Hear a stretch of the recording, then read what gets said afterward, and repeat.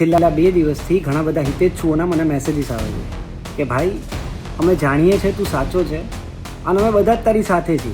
તો હું અહીંયા આવી છું એનું જસ્ટિફિકેશન દેવા માટે પુરાવા સાથે. બરાબર છે. એનું કેવું એમ છે કે લાલો ફિલ્મના એક્ટર કરણ જોશી અને મોડેલ એક્ટ્રેસ નેહલ વાડોલિયા વચ્ચે એક મોટો વિવાદ છેડાયો છે.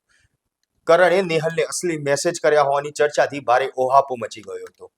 ત્યારે આ મુદ્દે ફરી એકવાર મામલો ગરમાયો છે અને હવે નેહલ વાડોલિયાએ કરણ જોશીની સામે પોલ ખોલતો વિડીયો શેર કર્યો છે. તો જોઈએ કે નેહલે કરણ પર શું આક્ષેપો કર્યા. પરંતુ તે પહેલા જો અમારી લલકાર ન્યૂઝ ચેનલને સબસ્ક્રાઇબ ના કરી હોય તો તે સબસ્ક્રાઇબ જરૂરથી કરી લેજો. નમસ્કાર, લલકાર ન્યૂઝ સાથે હું મયુર મેવાડા.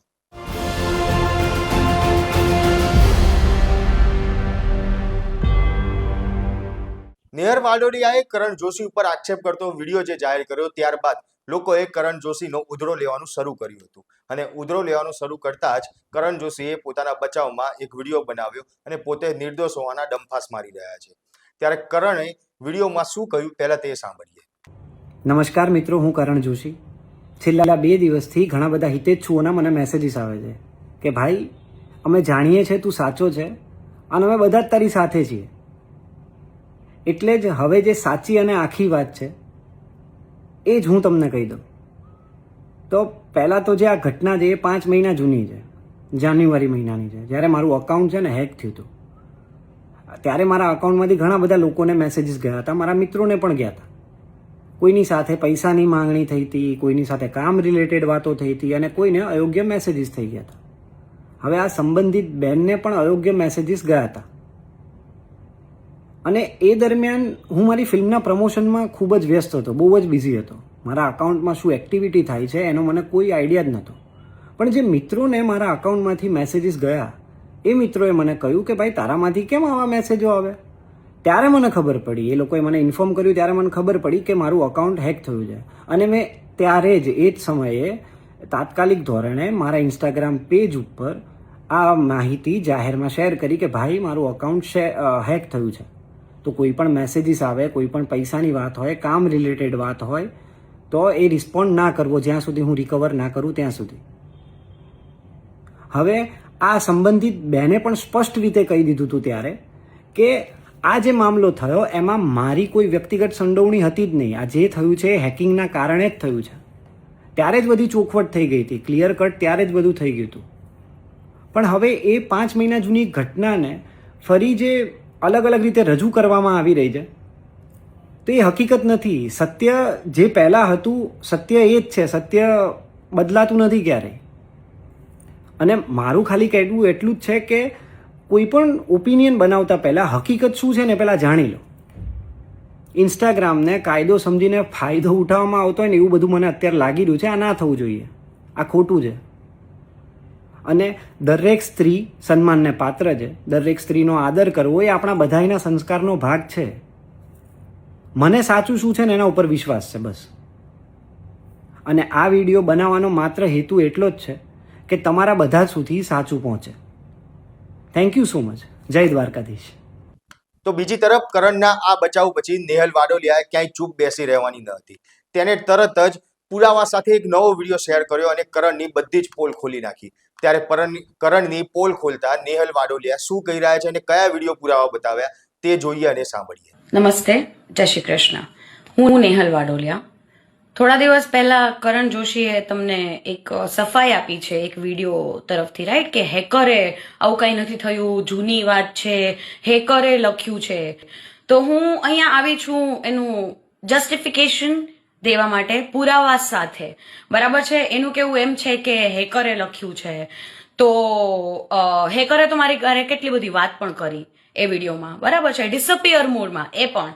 તો અગર હેક થઈ ગયું હોય, તમે તમારા ઇન્સ્ટાગ્રામમાં એવી રીતે કેમ લખી શકો કે મારું અકાઉન્ટ હેક થઈ ગયું છે? હે ને, તરત જ તમારું અકાઉન્ટ પાછું એક્સેસ મળી ગયું, હેક થઈ ગયું છે, તો એના પુરાવા શું? અને તમે કીધું કે મેસેજીસ તમારા ફ્રેન્ડ લોકોને પહોંચ્યા છે, હે ને, પૈસાની માંગણી કરે છે કે કામની માંગણી કરે છે, એવા મેસેજીસ પહોંચ્યા છે. તો એવા બસ તમે સ્ક્રીનશોટ જાહેર જનતામાં જાહેર કરી દો, બરાબર છે. અને તમે મને એવું કીધું હતું કે તમારા ફ્રેન્ડે લખ્યા છે અને એ વસ્તુ ડિસઅપિયર મોડમાં વાત થઈ હતી આપણી. અને મેં પૂછ્યું કે જે વ્યક્તિ પોતાનો નંબર આપવામાં ગભરાય છે એ પોતાનો ફોન કેમ આપી દે કોઈ બીજા માણસને? તો કે મારા ફ્રેન્ડને મેં જ આપ્યો તો ફોન. અચ્છા, કોણે આપ્યો તો ફોન? મેં કીધું તારા ફ્રેન્ડને. તો કે મેં જ આપ્યો તો ફોન. ઓકે, તમે જોઈ લો, એના રિપ્લાય જોઈ લો. બરાબર છે, ડેટ સાથે તમે જોઈ લો. અહીંયા ડિસઅપિયર મોડ ને બધું થયું હતું અને મેં જ આપ્યો તો જોવા. ઓકે, પછી પણ ઘણી બધી વાત થઈ. એના કહેવા પ્રમાણે આ બધી વાત પણ હેકર જ કરી રહ્યો છે. અને આ માણસ મને અમારી કોઈ દિવસ ડિસઅપિયર મોડમાં વાત જ નથી થઈ. પહેલી વાર એવા મેસેજ જ્યારે આવ્યા તો એ બધું ડિસઅપિયર મોડમાં હતું. અને આ માણસે મને બહુ વર્ષો પહેલા, જલ્દી બતાવી દઉં તમને લોકોને, મને મેસેજ કર્યા હતા. જોઈ લો તમે, બરાબર. અત્યારે મને બેન કહીને સંબોધી રહ્યા છે. આ જોઈ લો, એણે મારી સિરીઝ જોઈ હતી, બરાબર. આ લાઈક મેં 2026માં કર્યું છે એના મૂવી, અને મારું મેં સ્ટોરી મૂકી હતી ને પછી, બરાબર. એટલે એક કોમન ફ્રેન્ડને મેં ફોન કરીને વાત કરી કે આ વસ્તુ મને હજમ નથી થઈ, શું કરવું છે આમાં. પછી એ લોકોએ ટાઈમ લીધો સોરી બોલવા માટે અને 26 તારીખે ગ્રુપ કોલ કર્યો. જો મારા કહેવા પ્રમાણે મેં તમને કીધું, ગ્રુપ કોલ આવ્યો હતો આટલા લોકોનો. નંબર આમાં આવી જશે, એક જ મિનિટ બતાડું તોય.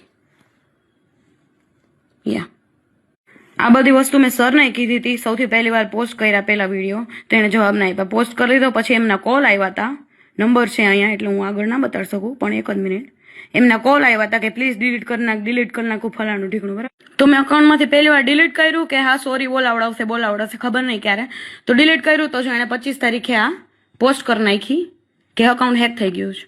અને 27 તારીખે ગ્રુપ કોલ આવ્યો હતો. જોયું જો મેં શું કીધું? આ બધા કારણે મારી તો છાપ ખોટી થાય ને, અને હું હાવ ભોળી ભૂત જેવી કે ત્યારે મેં સમજ્યું નહીં કે આમાં મારા જ પગમાં કુલ્હાડી મારી છે. હવે એને સોરી કહી દીધું, પણ મારી બુદ્ધિ એટલી ના આવેલી કે બધી જગ્યાએ તો એવી છપાઈ ગયું ને કે અકાઉન્ટ હેક જ થયું છે. એટલે મારી તો ઇમેજ ડાઉન જ થઈ ગઈ. અને મારી ત્યારે નહોતી બુદ્ધિ ખુઈલી, કેમ કે ભાઈ સાહેબ બાપા સોરી ફલાણું ઢીકણું ભગવાનના સમ ને આવું બધું આપીને વાત દબાવી દીધી હતી, બરાબર છે. અને અત્યારે મને ખબર પડી કે no, it's something serious, I need to call it out. કારણ કે મારા ઓલરેડી કંઈક ખોટા ન્યૂઝ છાપાવેલા છે અને એ હું વાત પણ નથી કરી શકતી. સો પ્લીઝ ડિસાઇડ તમારે કરવાનું છે, સાચું શું ખોટું શું. કાલ સવારે તમારી દીકરી હારે કંઈક આવું થશે ત્યારે તમે શું કરશો એ તમે ડિસાઇડ કરજો. બાકી મને કાંઈ લેવા દેવા નહીં, મારે કોઈ ઇન્ડસ્ટ્રીમાં કંઈ કામ નથી કરવું. તો પ્લીઝ. તો મિત્રો, નેહલે ચેટના પુરાવા આપીને કરણ જોશીની પોલ તો ખોલી દીધી છે. ત્યારે તમને શું લાગે છે કે આમાં કોણ સાચું છે અને કોણ ખોટું છે? કોમેન્ટ કરીને જરૂરથી જણાવજો. આપના પોતાના પ્લેટફોર્મ લલકારને લાઈક કરો, ફોલો કરો, સબસ્ક્રાઇબ કરો અને શેર કરો.